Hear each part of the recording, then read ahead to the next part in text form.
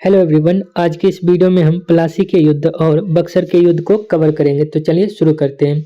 देखिए, प्लासी के युद्ध और बक्सर के युद्ध को समझने से पहले सबसे पहले हमें बंगाल के नवाबों का क्रम समझना होगा। तो बंगाल के पहले नवाब थे मुर्शिद कुली खान। इसका शासनकाल 1717 से 27। दूसरा सुजाउद्दीन, तीसरा सरफराज खान, चौथा अलीवर्दी खान, पांचवा सिराजुद्दौला, छठा मीर जाफर, मीर जाफर के बाद मीर कासिम, फिर मीर जाफर, उसके बाद नजमुद्दौला, उसके बाद सैफुद्दौला। अब हमने यहाँ पे बंगाल के नवाब का क्रम देख लिया। अब हम थोड़ा सा अवध के नवाब का क्रम देख लेते हैं।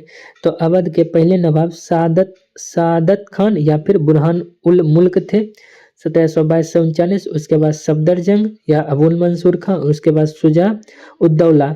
देखिए, एक है शुजाउद्दीन, एक है शुजा उद्दौला, एक है सिराजुद्दौला।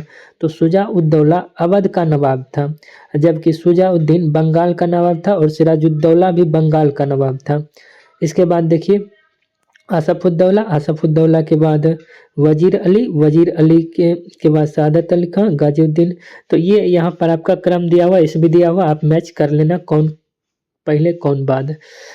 तो अब हम समझते हैं प्लासी का युद्ध। यह 23 जून 1757 ईस्वी को हुआ था। प्लासी नामक स्थान पर हुआ था, जो कि आज के पश्चिम बंगाल में पड़ता है।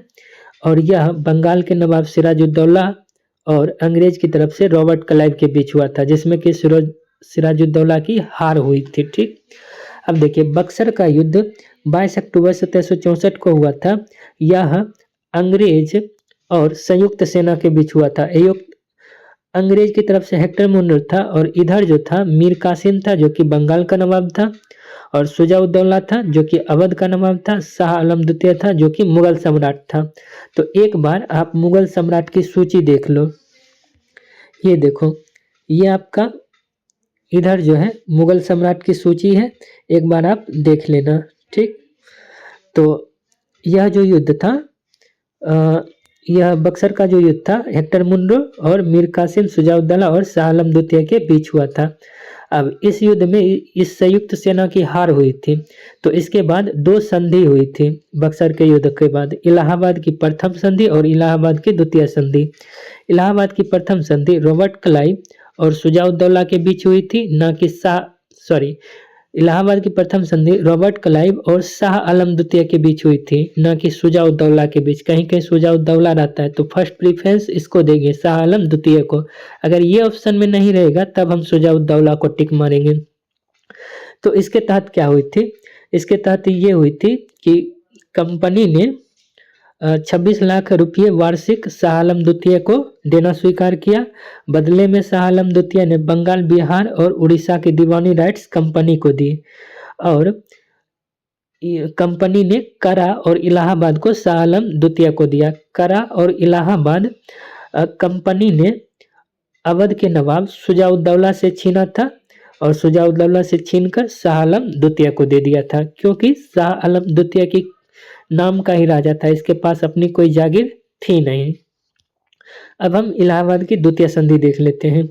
इलाहाबाद की द्वितीय संधि रॉबर्ट क्लाइव और शुजाउद्दौला के बीच हुई थी। शुजाउद्दौला के बीच हुई थी। इसमें क्या हुआ था?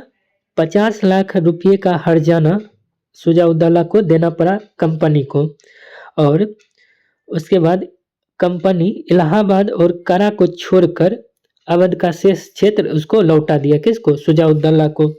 क्योंकि ये जो युद्ध था उसमें अंग्रेजों की जीत हुई थी, तो हर्जाने के तौर पर 50 लाख रुपया लिया और बाकी का क्षेत्र शुजाउद्दौला को वापस लौटा दिया, इलाहाबाद और करा को छोड़कर।